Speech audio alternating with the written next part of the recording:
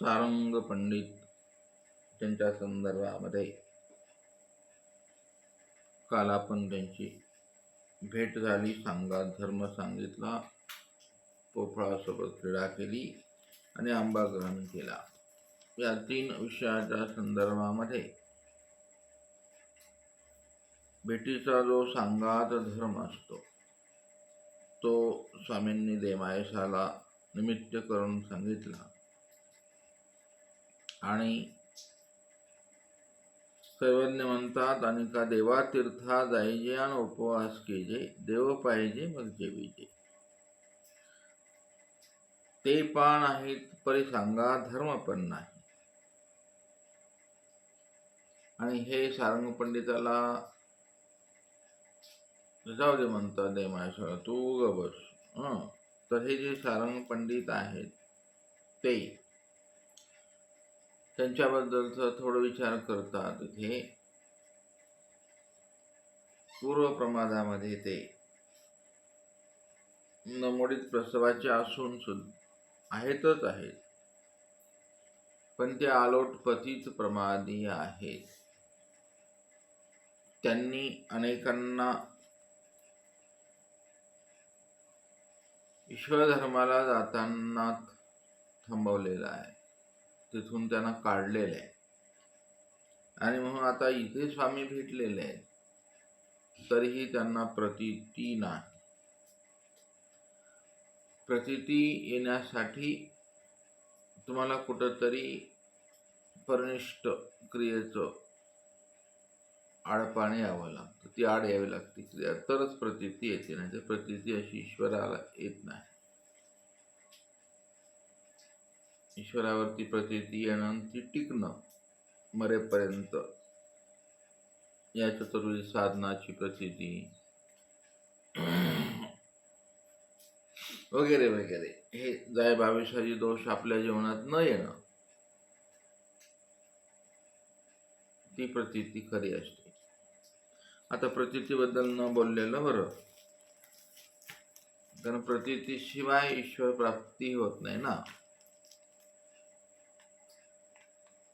स्वामींच्या पूर्ण अवतार कार्यामध्ये स्वामी विचारतात बघा, ये थांदादो सर कशी प्रतीती, येतन शिवप्रभू कशी प्रतीती. सगळ्यांना तोच प्रश्न आहे स्वामींचा. आणि स्वामी देमतेला म्हणतात, बाय हा प्रतीती, आपण प्रतीती म्हणजे फक्त ईश्वराची ओळख असं समजतो. हा पूर्णच पंथ प्रतीती पंथ आहे ना. म्हणजे साधन सुद्धा प्रतीतीवर अवलंबून असतं. नामावर प्रतीती, वचनावर प्रतीती, लीळेवर, शास्त्रावर, स्थानावर, प्रसादावर, भिक्षुकावर, असं ती प्रतीती इकडून आधी येत बुद्धी व्हावी, मग येथीच्या परिवार व्हावी, मग अगदी परिवारावर व्हावी, मग येथे. अशी शृंखला आहे विचाराची, सुसंस्काराची मालिका गुंफन अवतार कार्य स्वामींनी केलेलं आहे.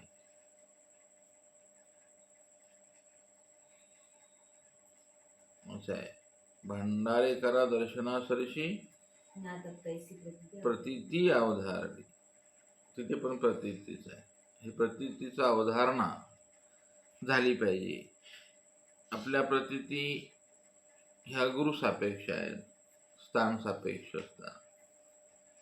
एका ग्रुप सापेक्ष आपल्या प्रतीती आहेत. मग त्या कशा वाहन जायत का माहित नाही, कोणास ठाऊक, त्याला फळ येतं का नाही माहित नाही.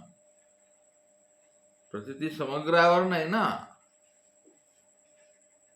विश्वव्यापक प्रतीती म्हणतात. त्या प्रतीतीवर बोलल्यानंतर डोळे हे आपली भावना अशी खरडून जागी होईल. आपण आहेत कुठे हे कळणंच तुम्हाला कठीण जाईल.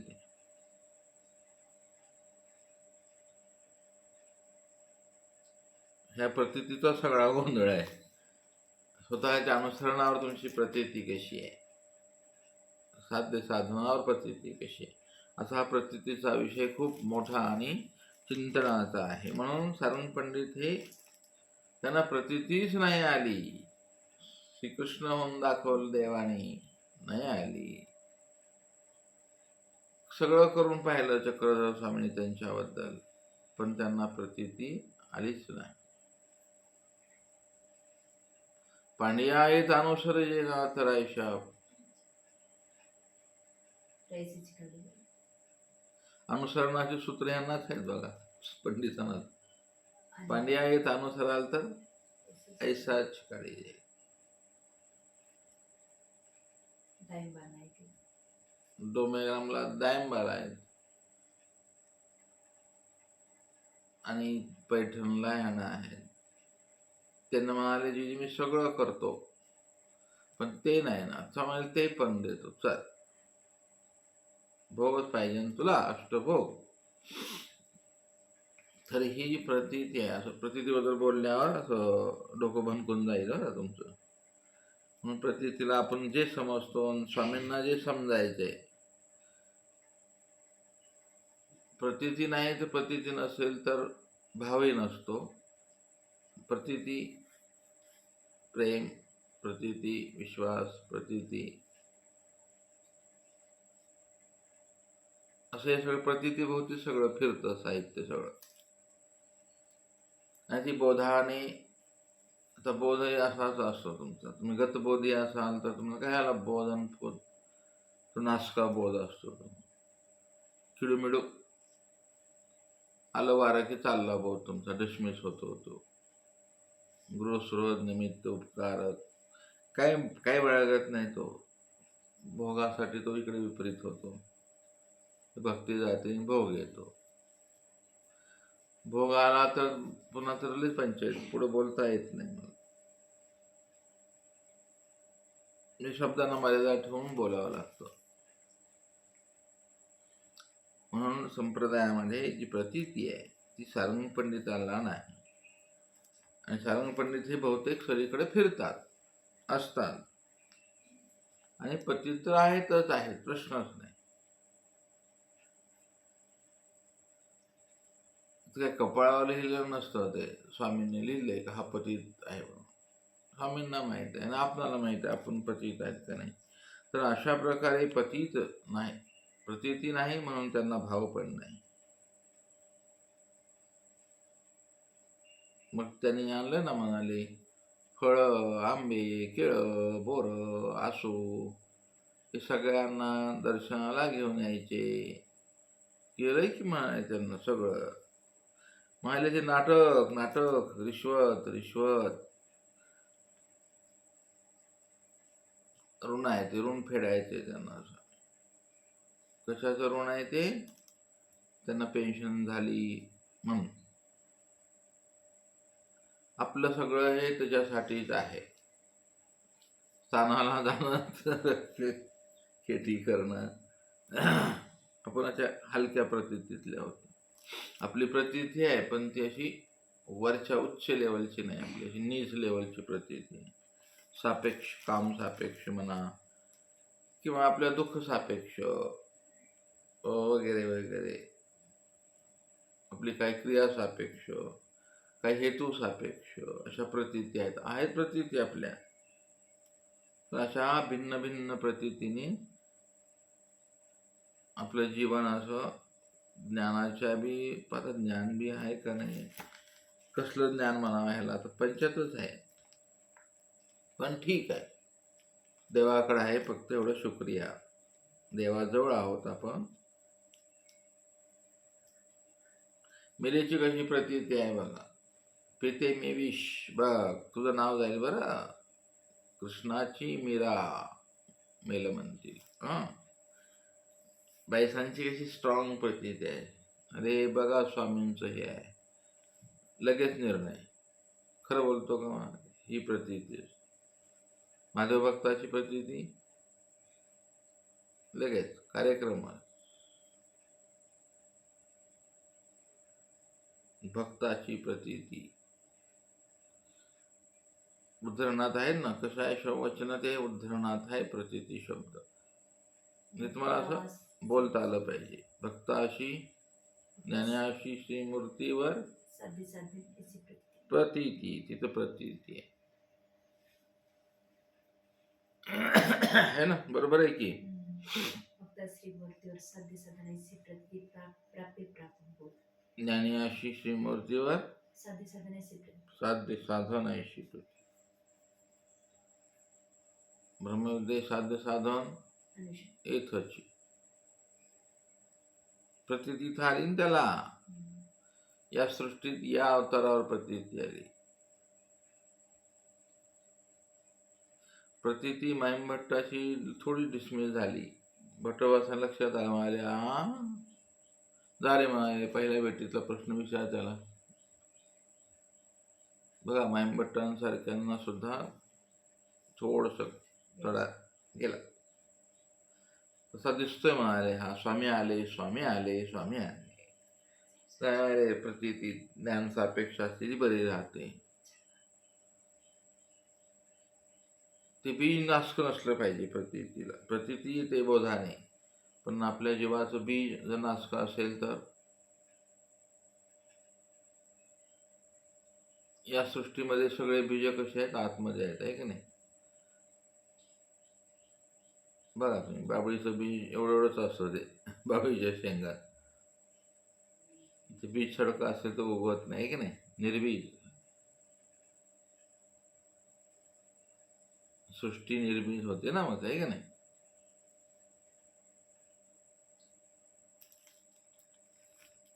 हे काय झालं ते त्या बीजाला विटाळ लागला, आहे की नाही. दोनच गोष्टी आहेत. वावडं झालं आणि विटाळ लागला. पाण्यात जमीन ओली असताना टाकलं त्यात, वापसा नाही दिला. सगळं चांगलं आहे, सगळं चांगलं आहे, पण बीजच खोट आहे. डुप्लिकेट बोध. कशी गंमत आहे ना. कधी स्वामींचं ज्ञान मस्त आहे ना. म्हणून ते सांगतात की ते आहे सगळं त्यांच्याजवळ, सारंग पंडिताजवळ. तुम्हाला वरवडे दिसतंय, भाव आहे त्यांच्याकडे, श्रद्धा आहे, किती विधीपूर्वक आलाय तो. पानं फळ केळे पोरं पुष्प, ती दुर्डी घ्यायला लावली, मोकानंदाचं डोक्यावर घेऊन आले. आणि जवळ आल्यावर म्हणतो आपण इकडे जेवणच करून टाकू. काय तिथे स्वामींजवळ. मग आपण तसं काय नाही तिथे चालतंय म्हणाले. तिला वाळलेले तुकडे दिले जेवायला आणि पुन्हा दम मारला. दम पर मारला त्याने. सांगू नको बरं का वाळले स्वामींना. त्यांना माहीत, आणि हे पण माहिती आहे त्यांना. ते जाणते का म्हणाले. ते जाणतात पण तू नको सांगू ना. हे पण कळतंय सारंग पंडिताला, आहे का नाही. कारण त्याला माहिती आहे ना, अनुभव आलाय ना. तिथे विरोडला गेल्या स्वामी सांगितलं असं असं होईल तुला, जाय. म्हणजे स्वामी सर्वज्ञ आहेत हे पण माहित आहे आपणाला. तेच पण माहित आहे आपण हे सारंग पंडितासारखे आहेत आपण. म्हणून एक व्यक्तिरेखा तरी अभ्यासावी दररोज. ते संस्कार तुमच्या ब्लड सेल्समध्ये येतात, भावनेत बुद्धी चित्तात उतरतात. तरच आपण या वेशामध्ये राहू शकतो. नाहीतर वेश सोडून हाय हाय हाय हाय करायला काय वेळ लागणार नाही. नाहीतर वेशातच हाय हाय चालू आहे. भयानक परिस्थिती आहे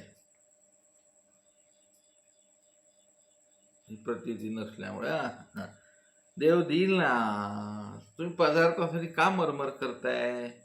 किती आयुष्य घालवत आहे पदार्थ मिळवण्यासाठी. तुम्ही संसारात तेच केलं ना, इकडं पण तेच करायचं आहे का. आता परमेश्वर मिळवण्यासाठी पाहिजे ना ती धावपळ. पदार्थांचा संग्रह, व्यक्तींचा संग्रह, शिष्यांचा संग्रह. का व्याप्ती वाढवायची आहे तुम्हाला, कशासाठी. प्रतीती नसल्यामुळे. ही भानगड प्रतीतीवर येते. भांडारेकरांची प्रतीती एका क्षणात संपली. तर 16 वर्ष पाठ न दाखविणारी व्यक्ती विसरून गेली क्षणात. तिकडंच पूजा पुरस्कार घेत बसले. स्वामी सांगितलं होतं ना, भाऊ कोणी आश्चर्य देखाल. प्रतीत दिलेली आहे स्वामी. हुकून जातं, खटका हुकतोय. म्हणून हे सगळं आयाम एका लेळेतून सगळी ब्रह्मविद्या समजली पाहिजे. एका सूत्रात सगळी ब्रह्मविद्या एका वेळेत समग्र तत्व असं बसवण्याची पद्धत आहे आपल्या संप्रदायामध्ये. तर ही प्रतीती सगळं बसल्या जातं. तर म्हणाले मग त्यांना क्रिया घडली की हो, एवढं मोठं स्वामींच्या ठाई क्रिया घडली ना. स्वामींनी त्याचे आसू काढूनच घेतल्या, बायसांना उपहार करायच लावला, हसडून हे सोडून बळच. अहो म्हणाले ते कणवे तो क्रिया घडली. कणवा आहेत, ह्या कणवा कुठल्याही सृष्टीमध्ये साचवून ठेवलेल्या असतात. या जन्मात, मागील जन्मात सांप्रत्य कणवा, प्रमादानंतरच्या कणवा, प्रमादाच्या आधी कणवा, अनंत सृष्टीतल्या कणवा, कणवाच कणवा, आणि त्या कणवेचा स्थिर लावलेले असतात कणवा ईश्वर स्वरूपाकडे. ते जीव स्वरूपात जीव हा कणवेचा जीव आहे म्हणतात बघा. तर त्या तव म्हणाले ते क्रिया घडत गेली त्यांना. म्हणाले मग ते न जवळ येऊन जेवले न म्हणाले ते हिन चालीचे आहे. न भेटता जेवले. कशामुळे हे? कशामुळे जेवले ते? म्हणाले वृत्ती आणि हीन संस्कार आणि नीच वृत्ती हे दोन गोष्टी असतात बरं. आहे रे, माहिती आहे. हो, म्हणजे वरून नाही, मन म्हणतं माहिती. तत्वज्ञान सांगायला माहिती आहे. डोम कावळा लगेच उभा राहतो तो.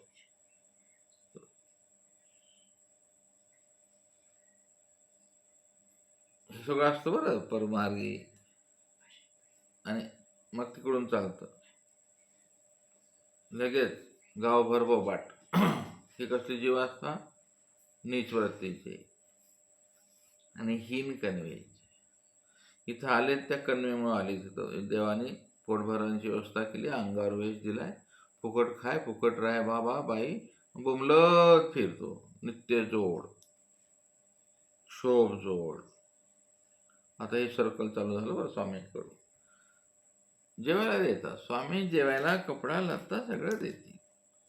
त्याला काय म्हणायचं? ते भेटले ते तसेच जेवले. जेवल्याचे विचार कसे आले?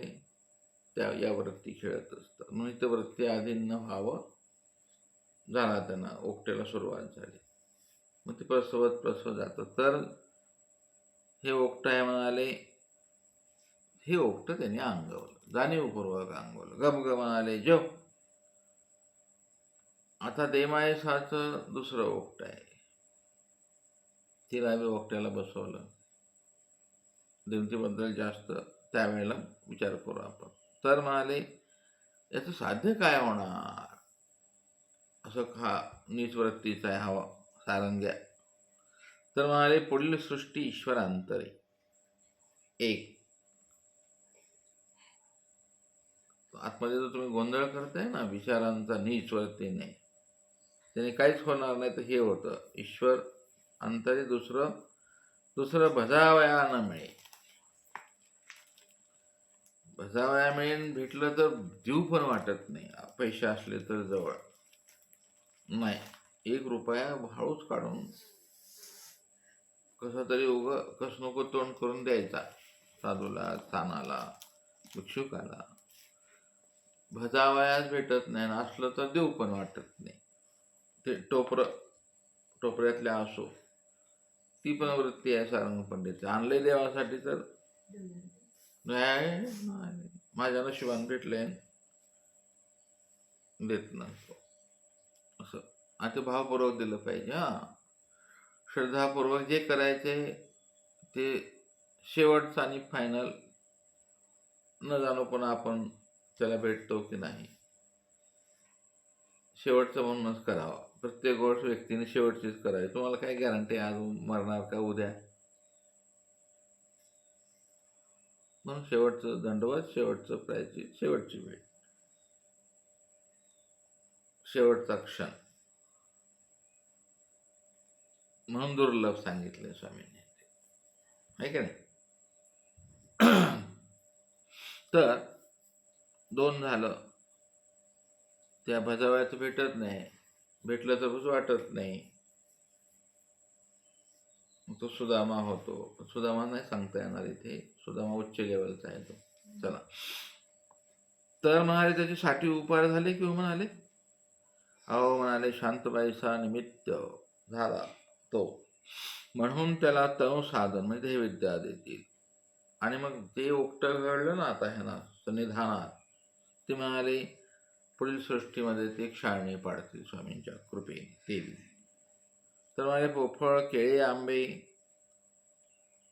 ठेवलं की स्वामींच्या समोर प्रदर्शन मानलं की म्हणाले ते पंचावतार मला विकृती प्रदर्शन मांडायचं देवाला, एवढे मोठे गोळा करायचे भक्तजन, एवढं मोठं ते प्रदर्शन करायचं सारंग पंडितासारखं, पुढं ठेवायचं सगळं, टोपल्या सजवून सगळं.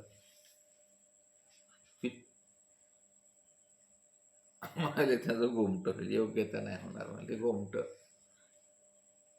तर उत्तम नाही. पाहिला पाहिजे प्रेम स्वामींचं त्या वस्तुपदार्थ ठेवल्यानंतर. पण ते केले प्रदर्शन, भावाचं, विधीचं, भक्तीचं, श्रद्धेचं प्रदर्शन करतो आपण. त्या गरीब व्यक्तीला वाटतं हे असं केल्यामुळे तर देव होतो का? 1 लिटर दही, 1 किलो चंदन, एवढे फळ देवाच्या डोक्यावर ठेवल्यानंतर, 1 टरबूज, 1 अननस, मोठे मोठे, आणि ते ठेवायचे स्थानावर. तिथे असतो गरीब कोमळ, तो विचार करतो की तो सगळं पैशाने साध्य आहे. ही भले मोठी 1 किलोमीटर रांगोळी, त्याच्यावर फुलं अर्धा किलोमीटर, नेमकं चाललंय काय? चला असो, ते म्हणा तुम्ही भावक्रिया आहे, त्याला मर्यादा असतील ना काय? तुमचा काळ किती गेला, तुमचा वेळ किती गेला, तुमची देवता स्मरणे सांगितले ना, ते तुमचा श्रम झाला. म्हणजे कुठं काय कळतंय का, भानगड काय चालली ती कळायला पाहिजे ना. सुई ठिगळ सुद्धा देवाने वर जे केलंय की नाही, आपण गवसणी, आचार टिकेत सगळं आलंय तिथे. आपल्या पूर्वजांनी त्या त्या वेळेला गवसणी सांगितली. आता मोबाईलला गवसणी असते आता, आणि तो जुळीत असतो. भिक्षापात्रात ठेवायचा मोबाईल, गुरुला दिसू नये म्हणून. असं जीव लय हुशार आहे. त्या त्यावेळेला ती वचनं स्वामींनी सांगितली. आणि काय ते कमल पांघरून मध्ये मोबाईल बघायचा. असं झाला तोच कार्यक्रम असतो. रूपांतर झाले ते.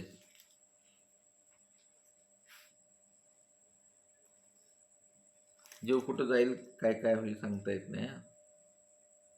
तर म्हणाले ते उत्तम झालं नाही, त्याला गोमट झालं म्हणाले. बायसांना सांगितलं करायला म्हणून ते गोमट.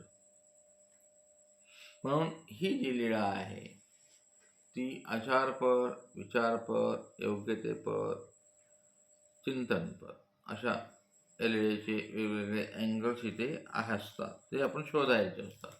इथे नेमकं स्वामी भट्टांनी ही लीळा संग्रहित करताना एक एक व्यक्ती अशा समोर येतात. मग स्वामींनी पोफळाची क्रीडा केली, स्वामी चेष्टा केली पोफळाची. तर ते पोफळ पालटिलं.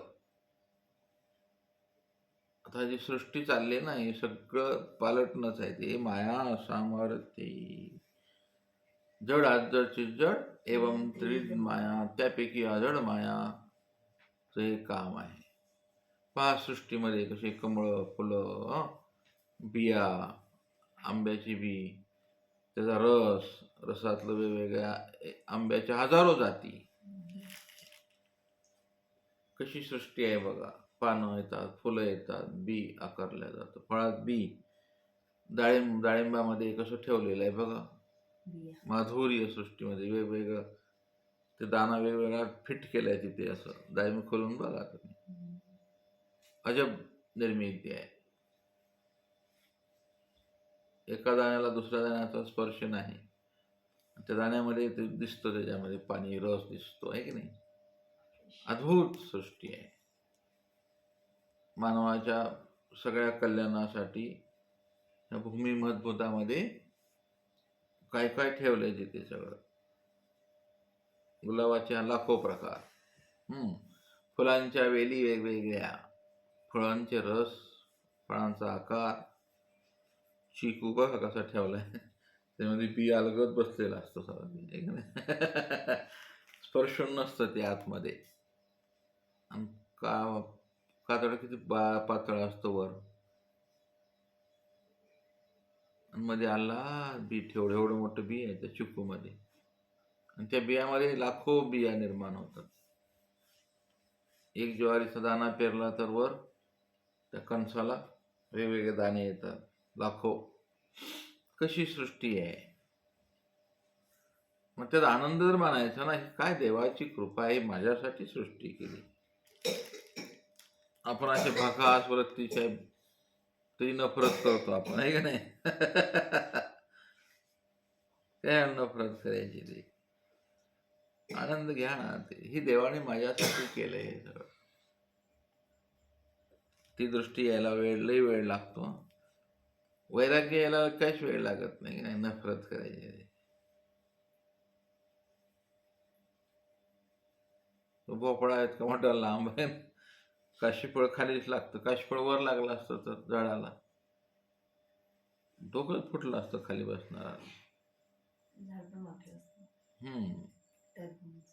भुईमुगाच्या शेंगा कशा असतात बघा, आतमध्ये टरकल, त्याच्यामध्ये शेंगदाणे बरोबर अल्लाह ठेवलेले आहे सृष्टीत.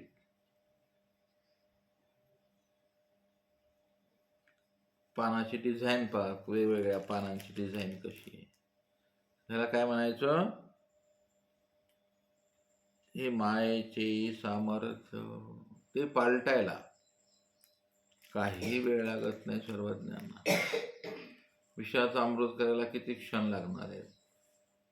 तुमच्या शरीरात आलेल्या रोगाला पालटायला स्वामींना किती वेळ लागणार आहे.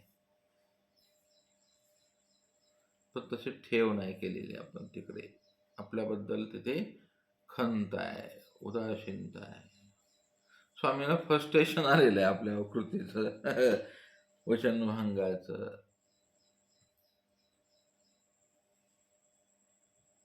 आपण मुलाला लहानाचं मोठं करतो तर अपेक्षा असते आपल्या सेवा करावी, नीट सांभाळावं. स्वामींना काय अपेक्षा असेल ना आपल्याकडं, काहीतरी असेल ना, काहीतरी एक एवढी धर्माधर दीजे, काहीतरी असेलच ना आपल्याकडून, काहीतरी असेलच ना.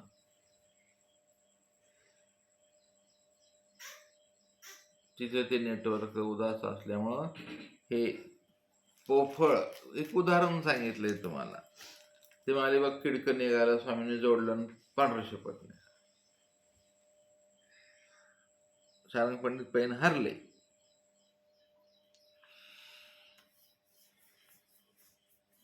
हे म्हणाले हे आश्चर्य नाही आहे. स्वामींनी ते आश्चर्य दाखवलं.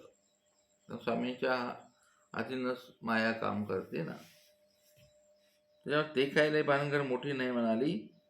पण आपल्या जीवनामध्ये अशा कणव असतात, त्या कणवेस्तव परमेश्वर ह्या वस्तू पोफळ उपलक्षणे ग्रहण करतात. म्हणजे देव चला. त्याच प्रकारे त्या आसू पण तशाच केल्या, कणवेस्तव कड म्हणाले. पोफळा निमित्त केल्यानं आसू काढून घेतली. बाई सला सांगितलं, बाई ह्याचाच स्वयंपाक करा आता. हे पैसे आणले ना, आता बाकीचं आणून घ्या, उपहार करा मला ह्याचा एक उपहार करा. क्रिया तर करावीच लागेल तुम्हाला. परमार्गात क्रिया केल्याशिवाय तुम्हाला पुढं चालताच नाही येणार. पण तुम्ही चांगलं विचारायचे असाल तर क्रिया करावीच लागेल, आपल्याला कष्ट करावं लागेल. कुठंतरी जाऊन तुम्हाला एक तर आपल्या ठायला आल्यानंतर क्रिया आनंदाने करा, स्वजवळ उत्तम पदार्थाने करा, वेळेत करा, भावपूर्वक करा. दुसऱ्याच्या ठायला गेल्यावर तो करेल तसं करा. तिथं तुम्ही खुडखुड खुडखुड खुडखुड म्हणू नका. असंच केलं, तसंच केलं, एवढंच बिल घेतलं.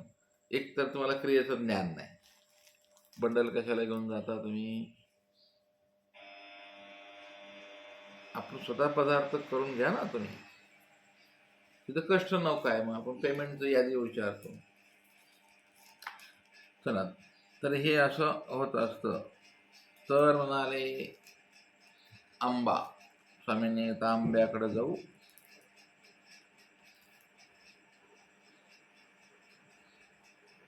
स्वामींनी त्याला पाहूनच खाल्लं ते सगळं. ते डोळ्यासमोर ठेवा. तिथे व्यापक इंद्रिय होऊन माया नेला. असं त्या आंब्याला बघता आलं पाहिजे. तुमचा विडा कोण स्वीकार करेल यासाठी ही माहिती महत्वाची आहे. आणि तुम्हाला सगळं ज्ञान आहेच. तर ते जे इंद्रिय व्यापक होतात तिथे, म्हणजे काय होतात, मायाने तो रस नेला. कुठे नेला? मायापुरात नेला. कृपा काय करते? सानापतीतली तेच. तिथं पण माया आहे. सहेतुकाचं सहेतुकापरी, निरेतुकाचं निरेतुकापरी. निष्काम. पण ते तुम्ही कोण आहात? सगुण प्रमादे निर्गुण. तुम्ही तिथं कशाला गेलेत? काय करायला? तुम्ही कोण आहात? त्याच्यावरती सगळं कार्यक्रम चालतो तिथं. आणि तुमच्या भेटीचा वेळा प्रसन्नतेने स्वीकारावा. इतपत तुम्ही प्रसन्न ठेवलंय का? स्वामी कधी प्रसन्न असतात? त्याचं साधन प्रसन्न ठेवलं तर. तुम्ही सगळं दुखून तिथं चालले काय मग?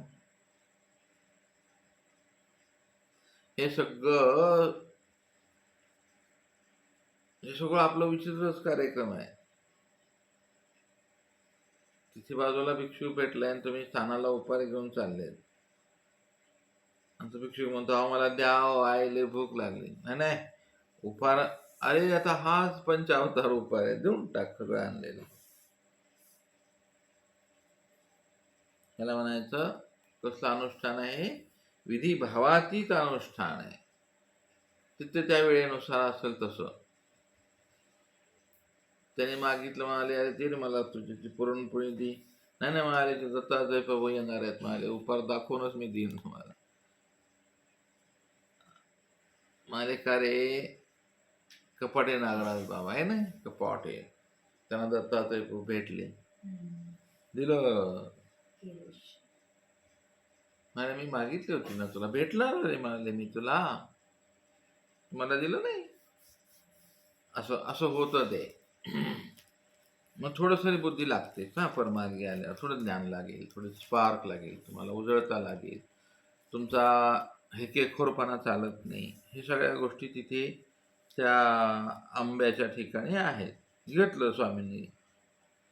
मायाची उपेंद्रिये इंद्रादिका मायाची उपेंद्रिये केले इंद्रादिका किती दुरांतरणा शते माझी घेऊ जाणती. पर स्वर्गी सकळ पदार्थ असती खरवते देवता फळे भूमीच्या देवता सांगेती. संते अंतुल व्यापक इंद्रिय असती यथा दुरादर्शन दुराश्रवण वगैरे वगैरे असतंच म्हणाले. स्वामी दुराश्रवणीय आहेत, दुरादर्शनीय आहेत, दुराभोगी आहेत. आमचे लाडू लाडूचं स्थान आहे वाढू बघा. हे आमचे लाडू आहेत म्हणाले, एवढेच ठेवा, बाकी जाऊ द्या. ते बाया म्हणतात, बाई पोरगी म्हणते आईला, आई बघ म्हणाले त्या बाबांनी कसे ओळखले आपल्या दुर्डीत 5च लाडू घेतले. तिकडे गुरुकडे गेली, गुरुनं लातच आणली त्या दुर्डीला. परत आली ती घेऊन. अगोदर दिले असते तर पण स्वामींनी ते 5च घेतले. तुम्हाला स्थान आहे तिथे बघा तसे. औसाबाई गेल्यावर म्हणाले, गोसावी कामधेनु कल्पवृक्ष. कुठेही जात असताना अगोदर ते समग्र लीलाचं चिंतन करून त्याला जावं, वेळ द्यावा, चिंतन करावं, आठवावं. तो लास्ट म्हणूनच करायचं असते, पुन्हा नसते ते. पुन्हा जाईन, पुन्हा करन, जाऊ नये पुन्हा पुन्हा. अशा पवित्र ठिकाणी एकदाच. दररोज जाणंच आहे ना तुम्हाला मनाने तिथे. मनाने शिन्नस्थळी, मनाने डोमेग्राम, राजमठ, उंचमठ. मूर्तिप्रकाशकाराने 3 मठावरतीच एवढ्या मोठ्या ओव्या लिहिल्या, 3000 ओव्या लिहिल्या. असा तो राजमठ त्यांनी अनुभवलाय. ब्रह्ममाया ईश्वर असं त्यांनी ते 83 परमेश्वर तिथे आहेत. अवघे विशेष डोमेग्राम या अर्थाने ते ईश्वर कैवल्य स्वरूप तिथं आहे. कशी कल्पना केली यावर केशरात, हे की नाही? मूर्तिप्रकाशकाराने डोमेग्रामला टार्गेट केलं. बाईक एक साधू कसे रुद्धपूर वर्णन करणाऱ्याने रुद्धपुरालाच टार्गेट केलं. ते कसं कसं दिसलं. सह्याद्री वर्णन करणाऱ्याने सह्याद्रीला टार्गेट केलं. त्या साधून ती प्रतीती ना.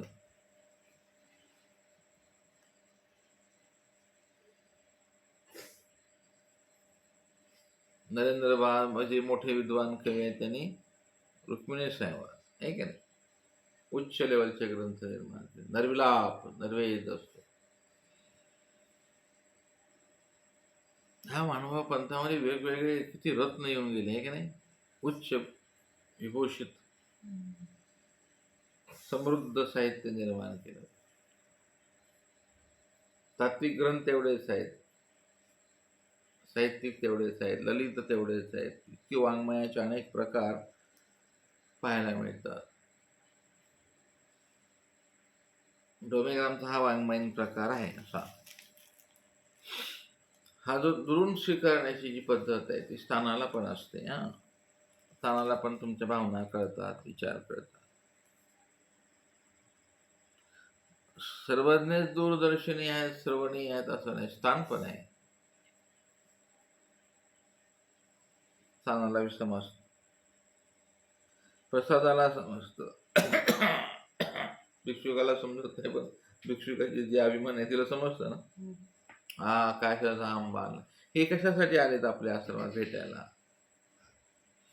आश्रमाची ओळखणीला समजेल किंवा ह्याची ओळखणी असेल तर ह्याची ओळखणी आहे की नाही कोणास ठाऊक. देहाभिमानी असली तर कोण येतच आहे की नाही.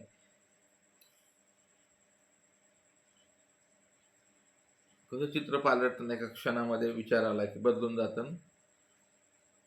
तुमची देहाभिमानी आहे, ॲक्टिवेट का ओळखणी आहे, अभिमानी नाही मार्गाची. कोण ॲक्टिवेट आहे मठात तुमच्या? तुमची साधनेचं सुचित्वच दिसतं ते की तुम्ही किती कशा. कमीत कमी आपली ओळखणी तर ठेवावी अभिमानी नाही. हा विनोदाचाच भाग आहे की नाही. आपली अभिमानी कोण?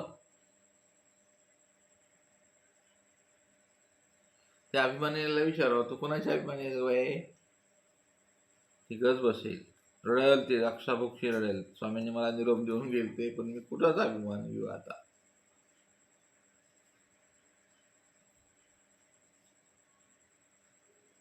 काय ओळख रडत बसेल ना. मला निरोप देऊन गेले, सांभाळ म्हणाले, बेटा हा मार्ग तुझा आहे, तुझ्या ओस संगी ओटीत घालतो.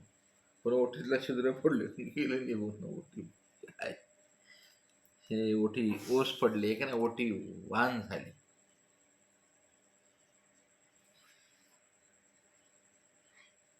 म्हणजे ओळख मायाला बोला तुम्ही, कसं होते बघा तुम्हाला. सहाय्य तर करावं लागेल तिला करावंच लागतं. स्वामींनी निरोप देऊन आज्ञा दिलेली आहे, त्याच्यामुळे ते सहाय्य तर करेलच ते.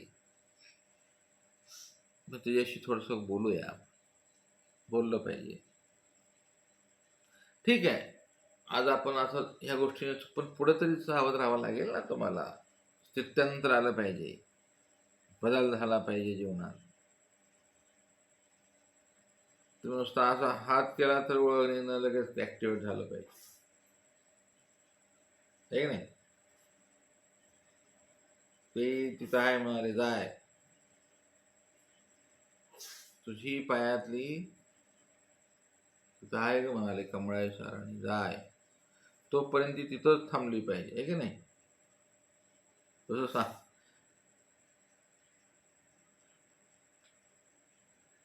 आचार्यांचं किती कमाल आहे ना. नाही गाडा मोडेल म्हणाले पण ती येईल. पहा तुम्ही आचार्यांच्या जीवनातलं, आचार्याने असं उंगली केली की ती ओळख नाही का, आहे की नाही?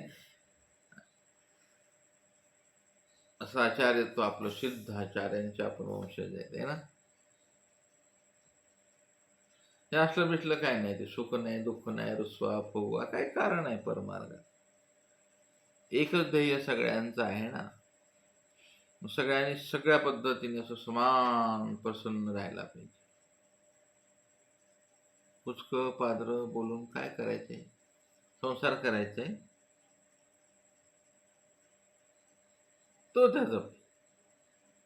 असं सगळी गंमत जम्मत आहे. आणि म्हणून इथे जे अंबग्रहण चाललाय कार्यक्रम सर्वज्ञांचा, तो म्हणाले सर्वज्ञे दुरादर्शनी दुराश्रवणी, दुरून खाणारे दुरून पाहणारे दुरून ऐकणारे आणि दुरून सगळं चरित करणारे आहेत, तेच काय नवल आहे. म्हणून ओळखणीया पदार्थ भोग नाही, संपूर्ण म्हणून तैसेची दानाचे फळे तर दुसरे ऋतू फळे, जड चेतने आपणची आकारते तिथे यथा गंधर्व नगराकार. म्हणून ते काही विषय तुम्हाला कळण्याच्या पलीकडे असतात. देवतेचे 25 इंद्रिय असतात, एक ते त्या पद्धतीने करत काम असतात. मायारूपतेने फळ्या भोग होत असतो, पुन्हा फळ्याला भोग देतात. तिथं असतात ना फळे, सगळे मूर्तीच्या ठिकाणी फळे असतात, वरवीद असतात. कुणाला काय द्यायचंय ते डोंबऱ्या म्हणलं बघा आचार्य म्हणाले, एक घास खाय एक घास हातावर ठेव, चाल. अशा प्रकारे हाच प्रकार इथे लिळेच्या अवघाने होतो. बा